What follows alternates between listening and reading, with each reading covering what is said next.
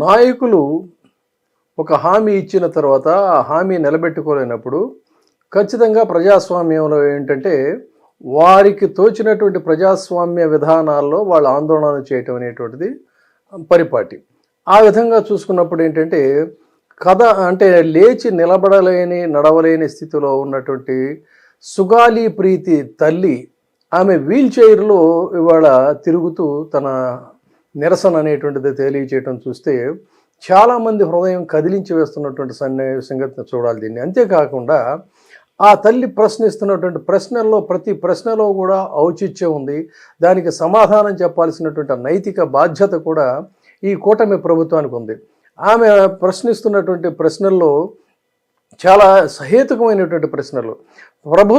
మా ప్రభుత్వం కనుక అధికారంలోకి వస్తే ముందుగా మేము టేకప్ చేసేటువంటి కేసు సుగాలి ప్రీతి కేసు అని చెప్పని ఆ రోజు హామీ ఇచ్చారు. ఆ ఇచ్చినటువంటి హామీ మేరకు అన్న మరి ఎవరిని ఉద్దేశించి ఆమె అన్నదో ముగ్గురు ఇద్దరు అన్నలు ఉన్నారు.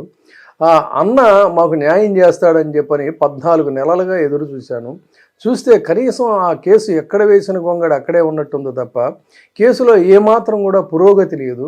మరి అదే నటి జత్వానీ కేసుకు సంబంధించి ఆవిడ చేస్తున్నటువంటి ఆరోపణలు, ఫ్లైట్లు మీరే వేశారు, మీరే ఫ్లైట్లు వేసి ఆవిడని పిలిపించి చకాచక ఆ కేసుకు సంబంధించినటువంటి చర్యలు తీసుకున్నారు. మరి 14 సంవత్సరాల నా కూతురు సుగాలి ప్రీతి ఏం అన్యాయం చేసిందని చెప్పని ఎందుకు నా కూతురు కేసు మీరు టేకప్ చేయట్లేదని చేస్తున్నటువంటి ప్రశ్నకి ఖచ్చితంగా మరి సమాధానం చెప్పాల్సినటువంటి అవసరం ఉంది. కానీ ఖచ్చితంగా సమాధానం చెప్పరు.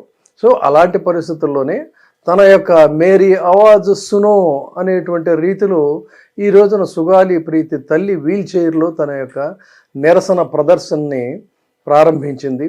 దీనికి సంబంధించి నిజంగా చెప్పాలంటే మహిళా సంఘాలు కానీ, ప్రజా సంఘాలు కానీ, రాజకీయ పార్టీలు సైతం కూడా ఆమెకు నైతికంగా మద్దతుగా నిలబడాల్సినటువంటి అవసరం ఉంది. గతంలో కూడా 1-2 ఇలాంటి సంఘటనలు జరిగినప్పుడు చాలా పెద్ద ఎత్తున దీని మీద హంగామా హడావుడి చేసి రాజకీయ పార్టీలు కూడా గొంతెత్తి అరిచాయి.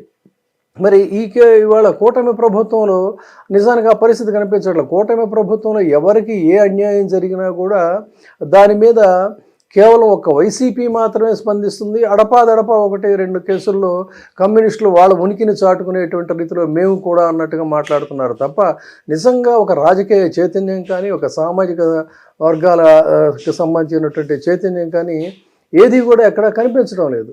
మరి అందుకని ఈరోజు సుగాలి ప్రీతి కేవలం ఒక ఏకవ్యక్తి సేనగా తన కూతురికి జరిగినటువంటి అన్యాయాన్ని నిరసిస్తూ ఆ అన్యాయం కోసం తనకి న్యాయం జరగాలని ఆమె కూతురికి సంబంధించినటువంటి సంఘటనలో కేసులకు సంబంధించి దోషులకి శిక్ష పడాలని చెప్పని ఆమె అడుగుతుంది.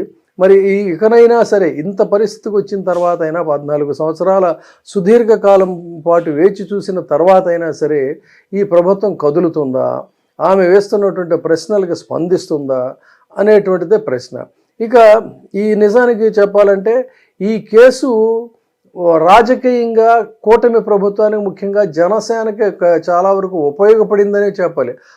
అసలు నిజంగా ఆ రోజు చేసినటువంటి సుగాలి ప్రీతి గురించి చేస్తున్నటువంటి ఉపన్యాసాలు కానీ, వేసినటువంటి ప్రశ్నలకు కానీ మహిళల పాలిట మనకు ఒక ఆపద్బాంధవుడు వస్తున్నాడు, ఈ ఆపద్బాంధవుడిని మనం గెలిపించుకోవాలి, మనం నిలబెట్టుకోవాలని చాలామంది మహిళలు స్పందించినటువంటి మాట అయితే వాస్తవమే.